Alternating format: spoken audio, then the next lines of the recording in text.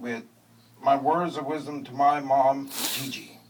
And it goes, to me, my mother was more than a mother. She was my best friend, the love of my life, and my soul, my heart, my creator. She was sent down from heaven to make me happy.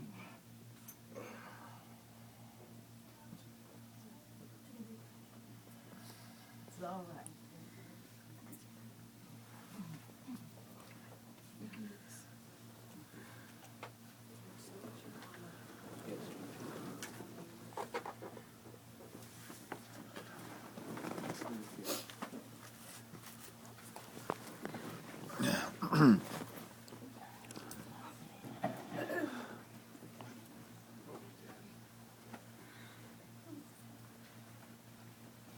The first night I saw Mom in the hospital, I had an argument with Grandma about what I did. Because towards the end, I was screaming at her. But I was trying to keep her in bed. The only situation is because the doctor told me personally when she pulled me aside, if Mom kept walking, she would paralyze herself forever. And I didn't want my mom's pain to continue. Because if she got paralyzed, she would kill herself, she told me. And I didn't want to see that. So I kept trying to scream, but I wasn't screaming towards hatred. I was screaming to keep her in bed for a reason. Because the doctors told me if your mom gets up, she'll break her leg this time and she'll never walk. Because her legs got so brittle, the doctor said the cancer was feeding too much energy into the leg of her calves where it pumps the circulation to walk. And I knew if I didn't keep her down, and she knew to us the only way to keep her in bed was to yell, because that's how the Dixons always kept their family in bed when they were dying from cancer. I mean, seriously, I mean, hell, Dad screamed at his own mom, "Stay in bed, damn it," and stuff.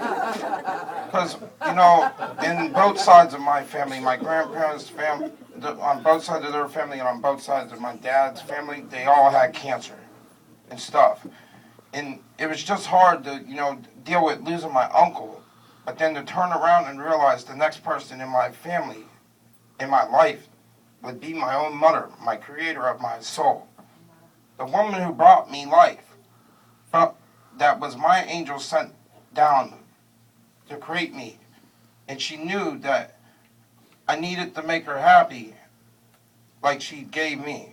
And this picture I took one of the last times we spent. And I told my mom, I said to her, you only got one life. You might as well live it to the wildest, because when I get towards my death, I'm jumping out of a plane, like I always wanted to do. Because if I have cancer, I'd rather hit the floor than actually die like I saw my mom and stuff. Or I said to her, I got two ways I want to die. That or die on stage and stuff, being a rock star. Because I told her I said to her I would keep the legacy going to our family.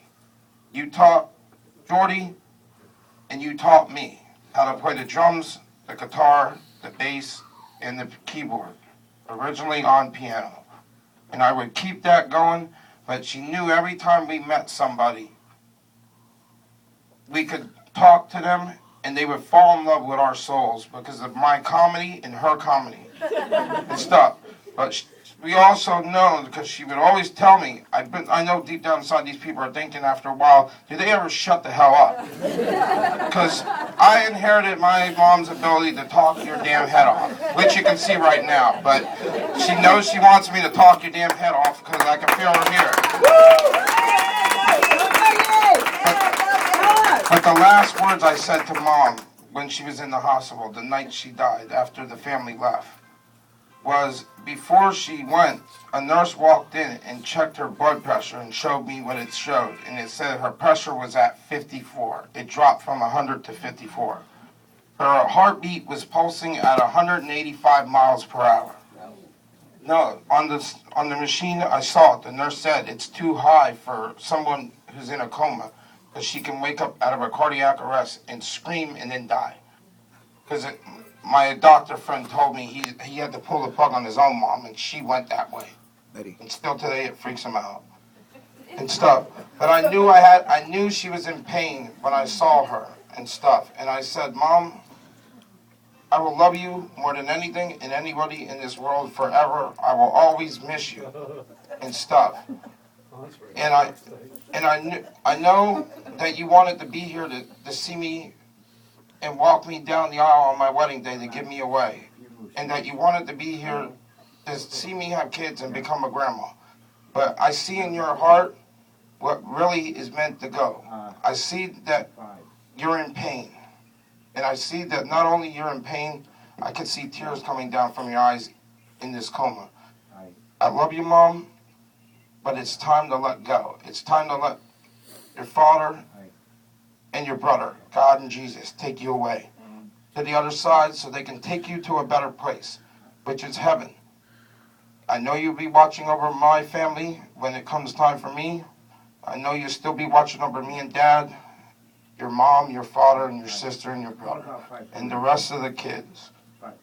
But it's time for you to finally let go and travel on to a place. Because like Reverend said, Elvis and John are waiting up there with your friend Janine, who committed suicide, and your best friend Bob, who just died last year. So, Mom, I love you, and I'm going to miss you, but goodbye. And I kissed her, I hugged her, and she died in my arms.